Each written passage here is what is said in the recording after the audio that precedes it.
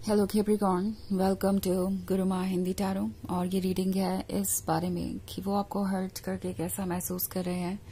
सो ये रीडिंग आपके लिए है। अगर आपके पर्सन ने आपको अपने वर्ड्स और एक्शन से हर्ट किया है और आप सोच रहे हैं कि आखिर उन्हें कोई अंदाजा भी है कि आप किस चीज से गुजर रहे हैं या आप कैसा फील कर रहे हैं, क्या उन्हें कोई फर्क भी पड़ता है, क्या उन्हें अपनी गलती का अंदाजा है या फिर वो जो भी कर चुके हैं उसके बारे में वो आप सोचते नहीं या उन्हें वो सही नजर आता है। तो चलिए देखते हैं कि आपके लिए क्या मैसेजेस है और ये पर्सन एग्जैक्टली फील कैसा कर रहा है आपको इतना हर्ट करने के बाद। Messages for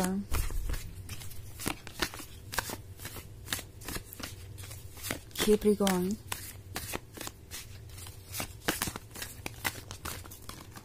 excuse me.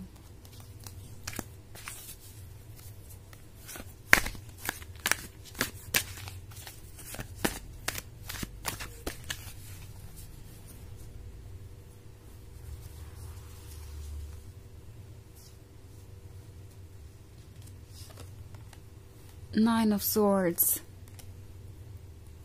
Queen of Swords, Temperance in reverse, Eight of Wands, and Seven of Swords. Okay. So हमारे पास है Queen of Swords. Queen of Swords एक ऐसे पर्सन को दर्शाता है जो कि हर्ट हो सकता है, फ्रस्ट्रेटेड है, बहुत ज़्यादा इमोशनली डिस्टर्ब्ड है इस वक्त और काफ़ी ओवरवेलमिंग उसके लिए हर बात है। बट फिर भी वो इतना स्ट्रांग है कि अपने लिए सही सोच सके और उन्हीं चीज़ों को चूज़ करे जो वो डिजर्व करती है। क्वीन ऑफ सोर्ड्स एक लॉयल पर्सन को दर्शाता है और साथ ही एक ऐसे पर्सन को जो बहुत ज़्यादा स्ट्रांग है, जिसके अपने मोरल्स और प्रिंसिपल्स है और जो वो कभी किसी के लिए कॉम्प्रोमाइज नहीं करता। तो क्वीन ऑफ सोर्ड्स एनर्जी में आप इन्हें नजर आ रहे हैं और इन्हें रिग्रेट है। नाइन ऑफ सोर्ड्स का कार्ड है, तो ये अकेले हैं। इन्हें पता चल रहा है कि आपकी प्रेजेंस का क्या मतलब था और उसका क्या इम्पोर्टेंस था।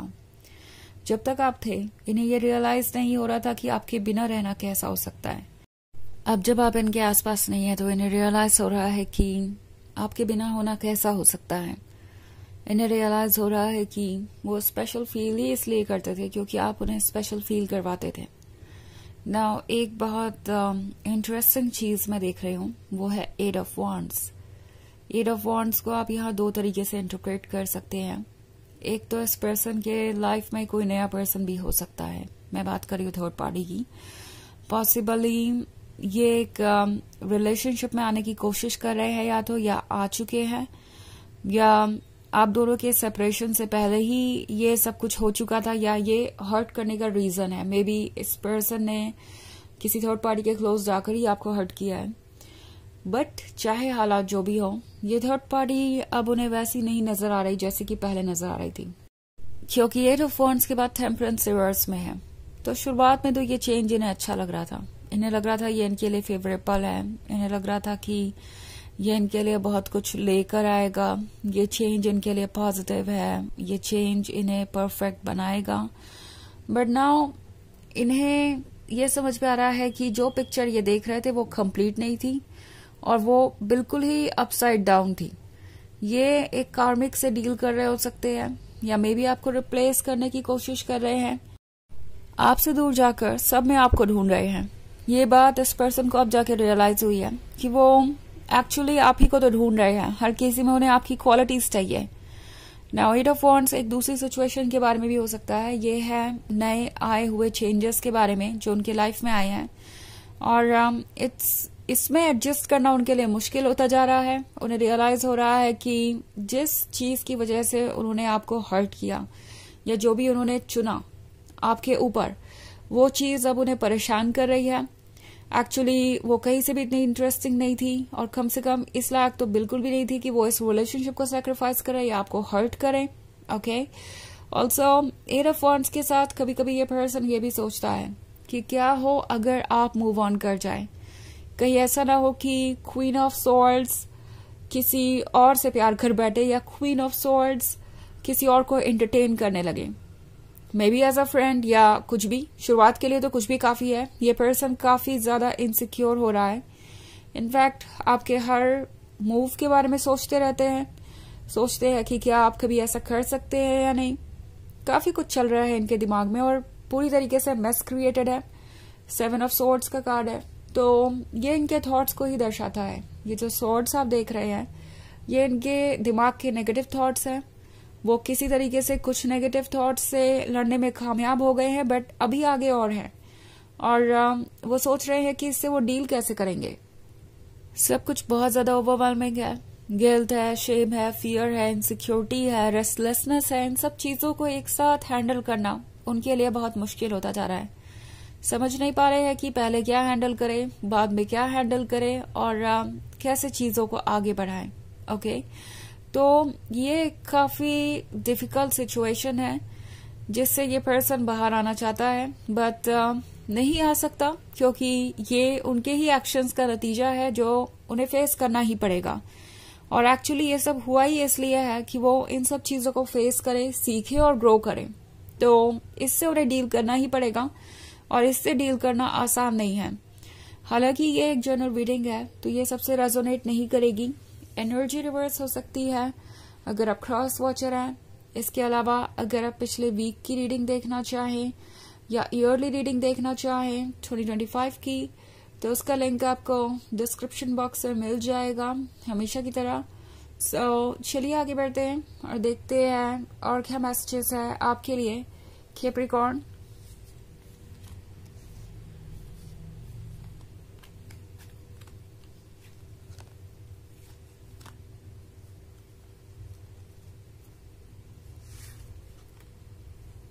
Ace of Cups,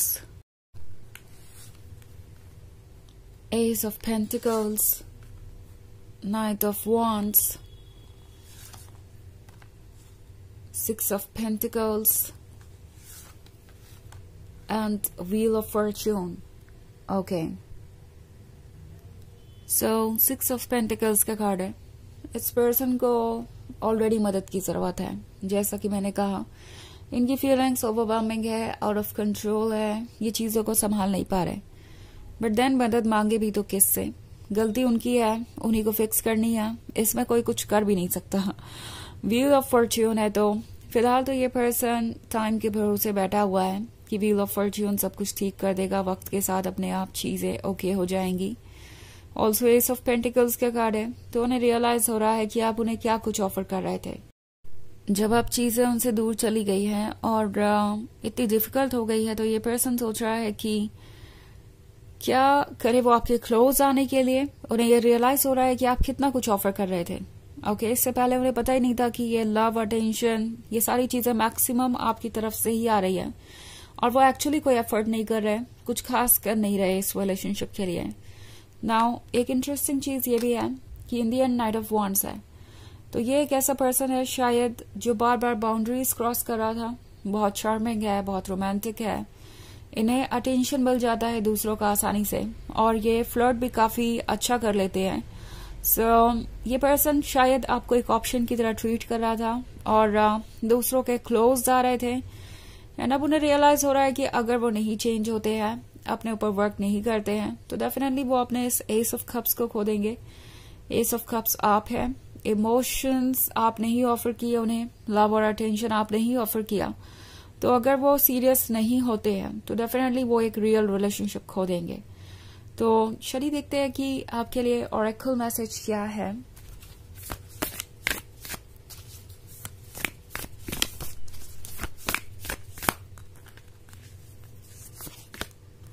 star seed, what lights you up. ये कार्ड आपसे कह रहा है कि आप सोर्स हैं लव का, लाइट का, और आप डेफिनेटली ये सब चीजें ऑफर कर सकते हैं, but at the same time आपको ये भी ध्यान रखना पड़ेगा कि ये चीजें आपको भी मिल रही हों, तभी आप इन चीजों को ऑफर कर सकते हैं। सो ये वक्त है उन चीजों के साथ टाइम स्पेंड करने का जो आपको अच्छी लगती है। अपने हॉबीज में टाइम स्पेंड कर सकते हैं, उन लोगों के साथ टाइम स्पेंड कर सकते हैं जो आपके क्लोज हैं, और वो चीजें करके आप दोबारा बेहतर महसूस करेंगे और दोबारा हील्ड महसूस करेंगे। तो ये है रीडिंग। इस बारे में कि ये पर्सन आपको हर्ट करके कैसा महसूस कर रहा है। आई होप आपको अच्छी लगी होगी। Thanks for watching. Till next video, bye.